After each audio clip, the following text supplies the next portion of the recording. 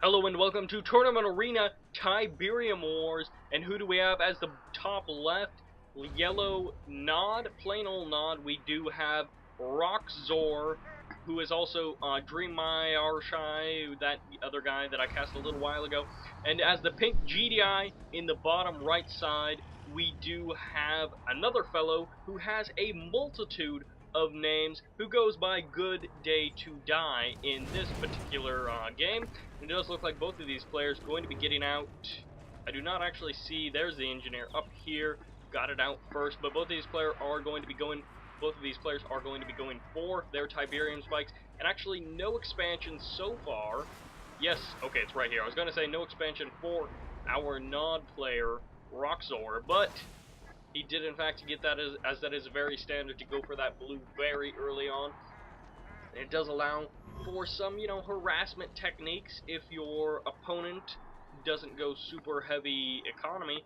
And actually a curious war factory placement from both of these players, although it does allow them to get their harvesters up to here a little bit quicker if they do want to build some additional harvesters for their expansions. And we do have, early infantry squads just kind of making their way around the map, looking to do some scouting at least from Good Day to Die, and it does look like a harvester for Dream or Roxxzor going to be doing a little bit of damage actually to Good Day, or just Good with this attack bike. Might even be able to get to take down a harvester if he commits, but it does look like we do have a bunker. Probably would have been able to scare off that attack bike, as those attack bikes just do not have very much ammo. Now what am I even saying? Armor. That's what I want to say. Ammo? Damage? They've got plenty of ammo. That's silly. But we do have a rifleman squad which will, be able to spot what's coming out of this war factory and let Good Day know a little bit ahead of time as to what is exactly going on. So we do have a militant infantry squad going to be able to clean up the rifleman squad that was there, but this APC will go down right there. We do have a second war factory. Yes, it is indeed a second war factory out of our yellow Nod player Dream, and a refinery going down. So we do have 4 harvesters at that blue Tiberium, which that blue Tiberium does give you. I do believe it's twice as much per trip than the green Tiberium, so it is a significant advantage, even if they did buff that and it's only like 1.5 or whatever. I have forgotten, but you do want to note 2 harvesters at the blue versus 4 at the green. And then our Nod player has 1 at the green and 4 at the blue, or no, 5 at the blue. So his blue is going to be harvested out quite a bit quicker. Dream is going to have a significant economic advantage. And he's also not spread out his war factories quite as much, although he is doing a base creep. I wouldn't be surprised to see him sell this one off, or maybe drop down some airfields and some sonic emitters, because who doesn't love that?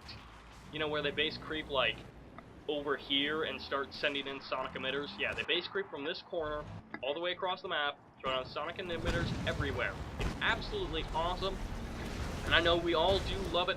And look at how many units out of our Nod player Dream, and even with this triple war factory production as it is still going on, that triple war factory not going to be able to overcome Dream. Good Day is going to have to either pull back or lose his army.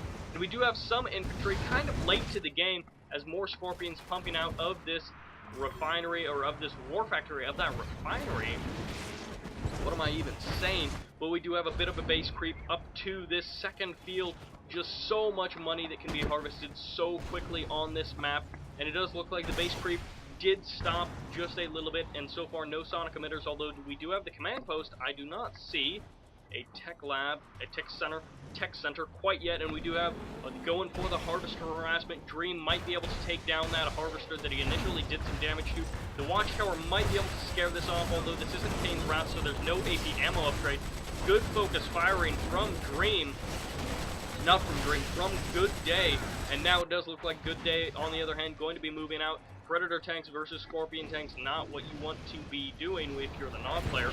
Although, decoy army can be very useful, as it does, allow you to take a couple of extra shots from those Predator tanks, although all of the decoys are now gone, and we do just have so many Scorpion tanks from that blue Tiberium field, which has already been mined out, going to be able to push these Predator tanks back.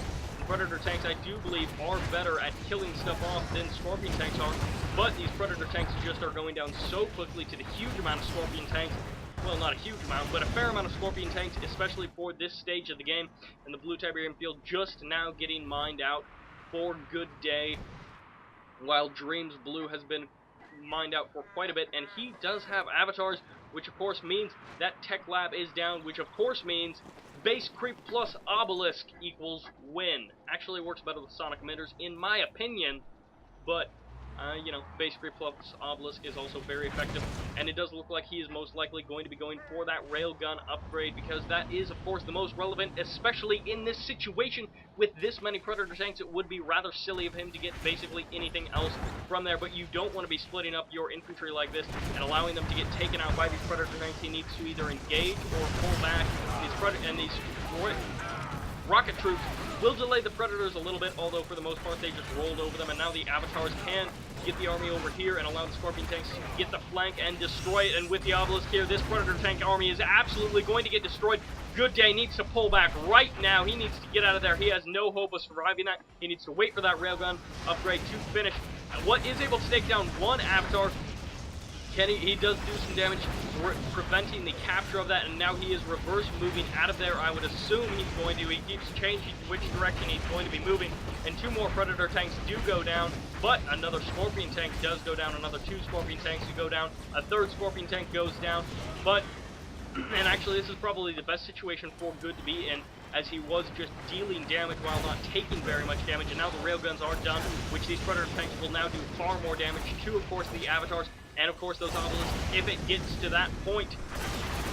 But the Avatar is still able to do a significant amount of damage, selling off that obelisk to avoid getting powered down, and we do not have any engineers right on the front line to save those Avatars from either player yet, but we do have dual, triple Mammoth tank production. That's not something you see very often, not something that many maps can support, but now we do have, with these railgun Predator tanks, able to do massive amounts of damage to Dream's army. Dream probably going to be getting out some engineers so he can recapture these, what is that, 4?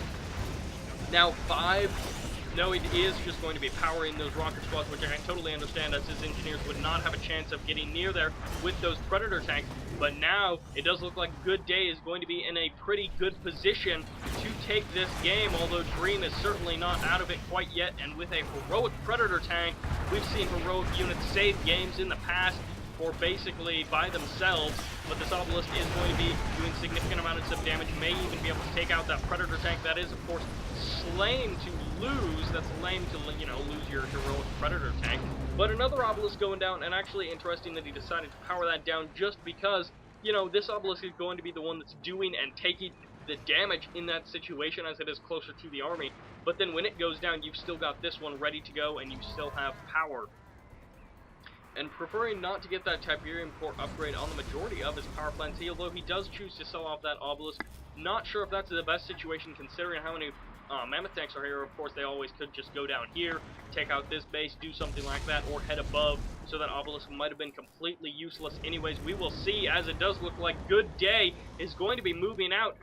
Did sell off that Tech Lab, so no more Mammoth tanks, but Railgun Predator tanks are pretty good anyways, and especially since there are no aircraft on the field, and Venoms wouldn't be very good in this situation anyways, unless you had a ridiculous amount of them. With that laser capacitor upgrade is the only way that they would really be useful. But now we do have two obelisks with these Avatars, and this line will be held for at least a little while, and will be able to take down a significant amount of Predator tanks. Not so many Mammoth tanks, as these Mammoth tanks can take significantly more damage. As you can see, it takes 2 or 3 or 4 shots from the Obelisk and Avatars to take down those Mammoth tanks, while it only takes 1 or 2 to take down the Predator tank. And actually, these Predator tanks off to the side, doing a little bit of damage. I didn't get to see exactly what they were doing.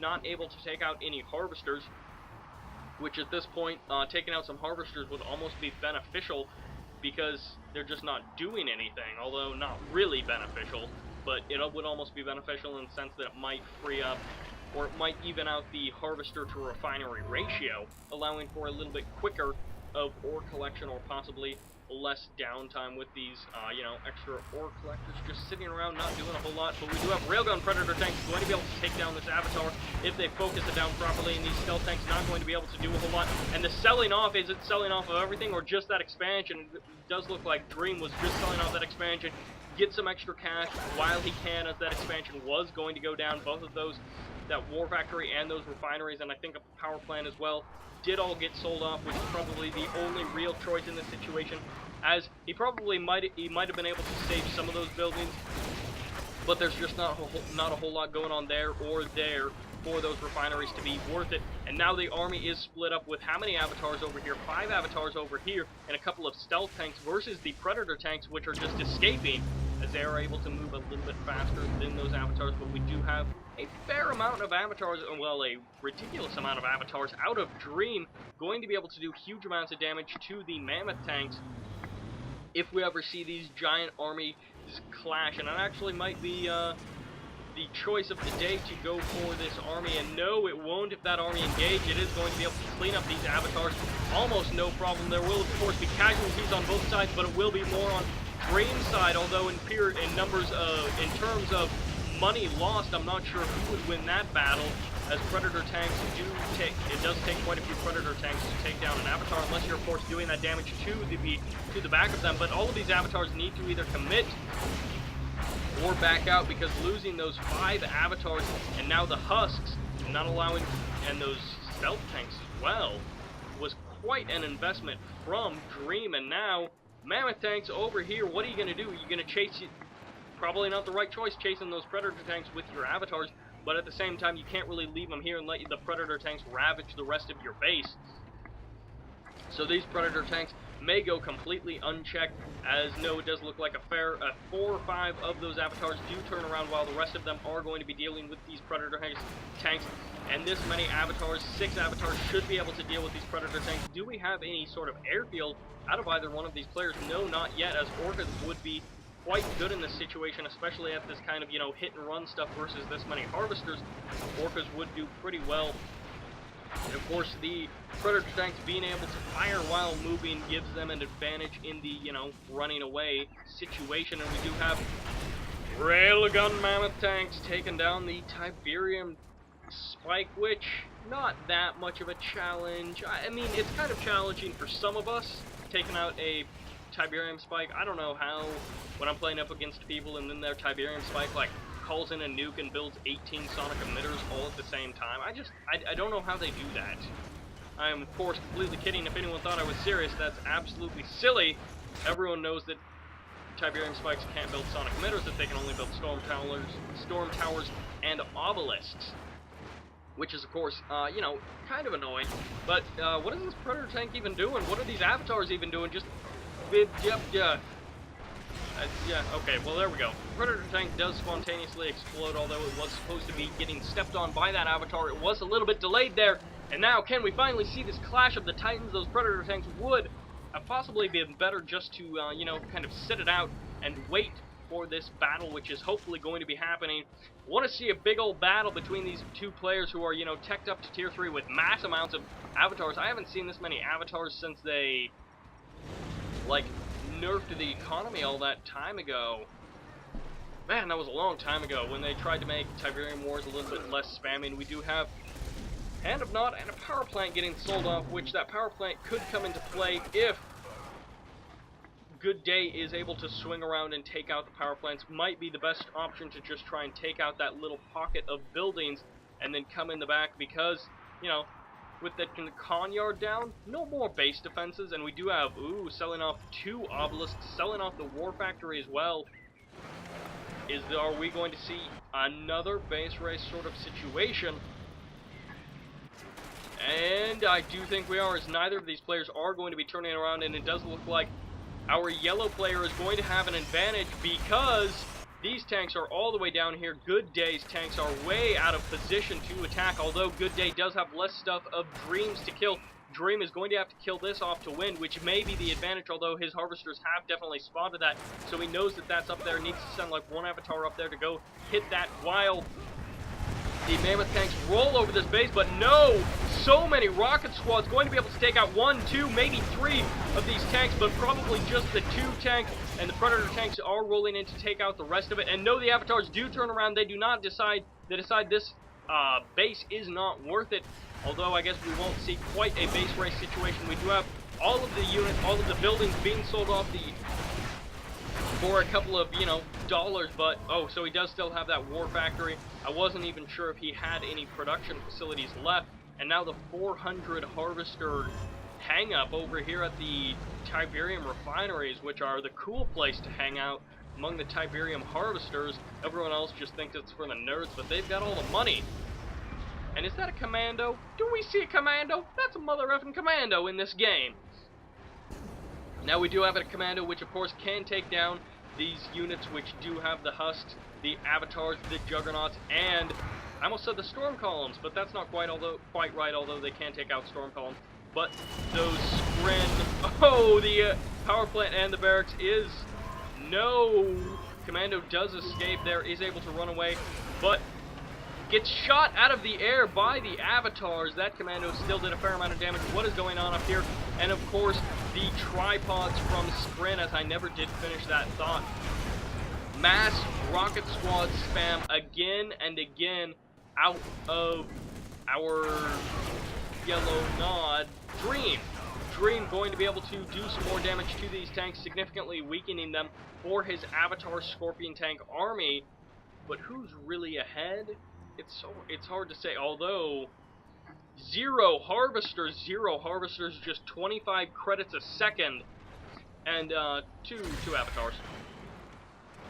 For purple, good day, good, and Dream needs to recoup his army, possibly take out this Tiberium spike, although with these mammoth tanks up in this corner and these predator tanks, he needs to either move in and take them down or pull back so that he can re-engage good day so that he can actually do some damage, and neither of these players really have anything going for them in terms of production.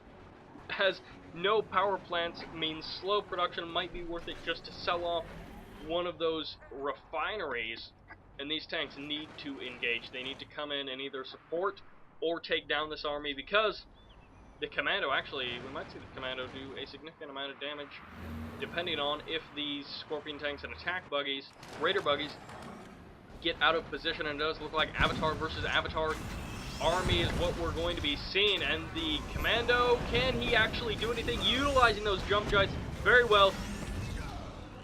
One Avatar does not go down. I was preparing like my yelling voice there. I was about to say one Avatar goes down and then just get ready to count up and up, as you know, a whole line of Avatars went down, but no! We saw laser beams frying that commando's face off, and now we just have these rocket squads, which aren't even going to be able to do very much versus this many avatars.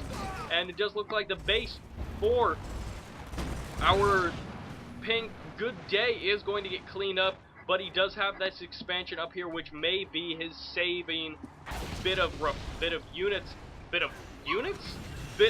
his self left.